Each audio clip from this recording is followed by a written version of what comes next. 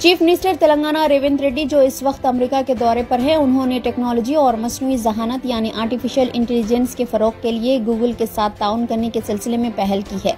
रेवंत रेड्डी ने वजीर सनत डी श्रीधर बाबू और दीगर ओहदेदारों के साथ कैलिफोर्निया में गूगल क्लाउड हेडक्वार्टर का दौरा किया।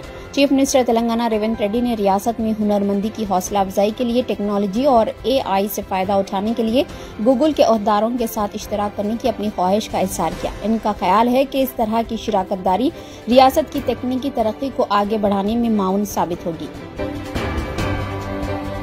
बांग्लादेश में अबूरी हुकूमत की तश्कील के बाद भी हुकूमती इदारों में मामूर शेख हसीना की जानिब से तकर्रुर करदा ओहदेदारों के खिलाफ एहतजाजी तलबा की बरहमी जारी है। इसी सिलसिले के तहत एहतजाजी तलबा ने चीफ जस्टिस उबैदुल हसन के खिलाफ मुहाज खोल दिया है। बांग्लादेश के चीफ जस्टिस उबैदुल हसन ने मुबैना तौर पर मुस्तफी होने का फैसला उस वक्त किया जब हफ्ते को सैकड़ों मुजाहिरीन ने दारुल हुकूमत ढाका में सुप्रीम कोर्ट के अहाते का घेराव किया और चीफ जस्टिस और एपीलेट डिवीजन के दीगर जजों को मुकामी वक्त के मुताबिक दोपहर 1 बजे तक मुस्तफी होने का अल्टीमेटम दिया। ढाका ट्रिब्यून की खबर के मुताबिक उबैदुल हसन शाम को सदर मोहम्मद शहाबुद्दीन से मुशावरत के बाद अपना इस्तीफा पेश कर देंगे। बांग्लादेश से चीफ जस्टिस ने हफ्ते की दोपहर को अदालत के अहाते में मुजाहिरीन के जमा होने के बाद फैसला सुनाया। वजीर आजम हिंद नरेंद्र मोदी ने रियासत केरला के इलाके वायनाड का फिजाई सर्वे किया। लैंडस्लाइडिंग से मुतासरा इलाकों का फिजाई सर्वे करने के बाद वजीर आजम नरेंद्र मोदी सबसे ज्यादा मुतासर होने वाले इलाके चोरलामाला पहुंचे। नरेंद्र मोदी ने बचाव ऑपरेशन के लिए फौज की जानिब से बनाए गए बेली ब्रिज का भी दौरा किया। हिंदुस्तानी फिजाइया के हेलीकॉप्टर पर सवार चोरलामाला, मनकई और पंचेटमंटम बस्तियों के फिजाई सर्वे के दौरान वजीर आजम नरेंद्र मोदी के साथ केरला के वजीर आला पिनाराई विजयन और गवर्नर आरिफ मोहम्मद खान भी मौजूद थे।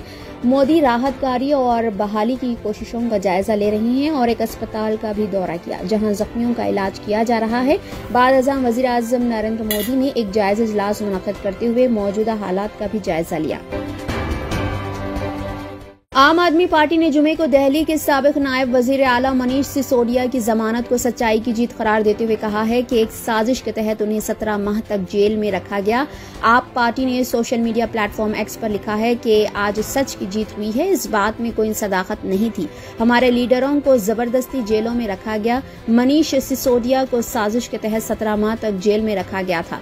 क्या बीजेपी और वजीर आजम नरेंद्र मोदी मनीष सिसोदिया के इन 17 महीनों का हिसाब देंगे? मजीद कहा गया है कि मनीष सिसोदिया ने ये 17 महीने दिल्ली के स्कूलों की तामीर में सर्फ किए होते, लेकिन बीजेपी ने उन्हें बर्बाद कर दिया। लोकसभा में कायदे अपोजिशन राहुल गांधी ने वजीर आजम नरेंद्र मोदी का वायनाड का दौरा करने और लैंडस्लाइडिंग से मुतासरा इलाकों की सूरत हाल का जायजा लेने के लिए शुक्रिया अदा किया। इसे एक अच्छा फैसला करार देते हुए कांग्रेस लीडर ने जुमे को शुक्रिया अदा किया और अपने इस एतमाद का इजहार किया कि वजीर आजम का सूरत हाल का खुद मुआयना करने से इस साहने को कौमी आफत करार दिया जाएगा। राहुल गांधी ने सोशल मीडिया प्लेटफॉर्म एक्स पर पोस्ट करते हुए तहरीर किया कि शुक्रिया मोदी जी, जाती तौर पर खौफनाक सानहे का जायजा लेने के लिए वायनाड का दौरा करने के लिए ये एक अच्छा फैसला है। मुझे यकीन है कि एक बार जब वजीर आजम तबाही की हद को खुद देख लेंगे तो वो इसे कौमी आफत करार देंगे। All India Muslim personal law board ने वक्त तरमीमी बिल 2024 के सिलसिले में तय किया कि तमाम अपोजिशन पार्टियों के सरबराहान और एनडीए की हलीफ पार्टियों के नुमाइंदों और जिम्मेदारों से मुलाकात करेगा। All India Muslim personal law board के जनरल सेक्रेटरी मौलाना मोहम्मद फजलुर रहीम मुजद्दिदी के मुताबिक बोर्ड के जिम्मेदारान, मिली जमातों के सरबराहान और लीगल कमेटी के अरकान की एक ऑनलाइन मीटिंग सदर मौलाना खालिद सैफुल्लाह रहमानी की सदारत में मुनक़्क़िद हुई, जिसमें इस ज़िमन में फैसला किया गया और जल्द ही इस फैसले पर अमल किया जाएगा। मौलाना आज़ाद नेशनल उर्दू यूनिवर्सिटी के मुख्तलिफ अंडर ग्रेजुएट कोर्सेज में दाखिले लेने के लिए निज़ामत दाखिला मौलाना आज़ाद नेशनल उर्दू यूनिवर्सिटी ने ख्वाहिशमंद तलबा से दरख्वास्तें तलब की है।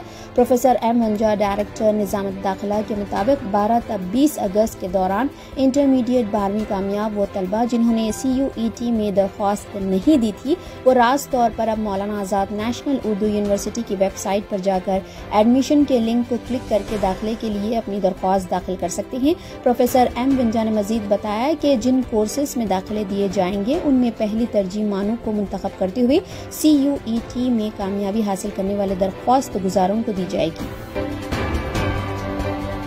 कुल हिंद मजलिस इत्तेहादुल मुस्लिमीन की जानिब से हल्के असेंबली नामपल्ली में दूसरा जॉब मेला रखा गया, जिसमें 100 से जायद कंपनियों के नुमाइंदों ने शिरकत करते हुए रुजू होने वालों के इंटरव्यूज भी लिए। मजलिसी रुकने असेंबली हल्के नामपल्ली मोहम्मद माजिद हुसैन ने इस जॉब मेले का इफ्तिताह अंजाम दिया, जबकि नामपल्ली हल्के में वाक़ मुख्तलिफ डिवीजन के कॉरपोरेटर्स और सरगर्म मजलिसी कारकुनान और इब्तदाई सदूर व मोतमदीन भी मौजूद थे। इंटरव्यूज में मुंतखब होने वाले उम्मीदवारों को कंपनियों की जानिब से ऑफर लेटर्स भी दिए गए। मजलिसी रुकने असेंबली मोहम्मद माजिद हुसैन ने इस जॉब मेले के सिलसिले में तफसील बताई। सेकेंड मेगा जॉब फेयर रखा गया था और इसमें एक हिस्टोरिकल कामयाबी हमें हासिल हुई है। अल्हम्दुलिल्लाह 10,000 से ज़ायद नौजवान का फुटफॉल इस जॉब मेले में हुआ है। कई नौजवानों को यहाँ पे स्पॉट ऑफर लेटर्स मिले हैं। कई नौजवानों को टेक्निकल जो और IT रिलेटेड जो कंपनीज है, उन्होंने कई नौजवानों को शॉर्टलिस्ट करते हुए सेकेंड राउंड के लिए अपने कैंपस में बुलाया है। वर्क फ्रॉम होम से भी करीबन 150 से ज़ायद ख़वातीन को टेक्निकल राउंड में सिलेक्ट किया गया है। ऐसे और जॉब फेयर्स इंशाअल्लाह ताला हम सब मिलकर मजलिस इत्तेहादुल मुस्लिमीन की जानिब से नामपल्ली हल्के में हर 3 महीने में कराते रहेंगे। तेलंगाना हुकूमत ने क्रिकेटर मोहम्मद सिराज को मकान तामीर करने के लिए अराजी मुख्तस कर दी है। इस सिलसिले में हुकूमत ने एक GO भी जारी कर दिया। T20 वर्ल्ड कप में शानदार मुजाहरे पर चीफ मिनिस्टर रेवंत रेड्डी ने मोहम्मद सिराज को शहर हैदराबाद में मकान के लिए 600 मुरब्बा गज अराजी अलाट करने का ऐलान किया था।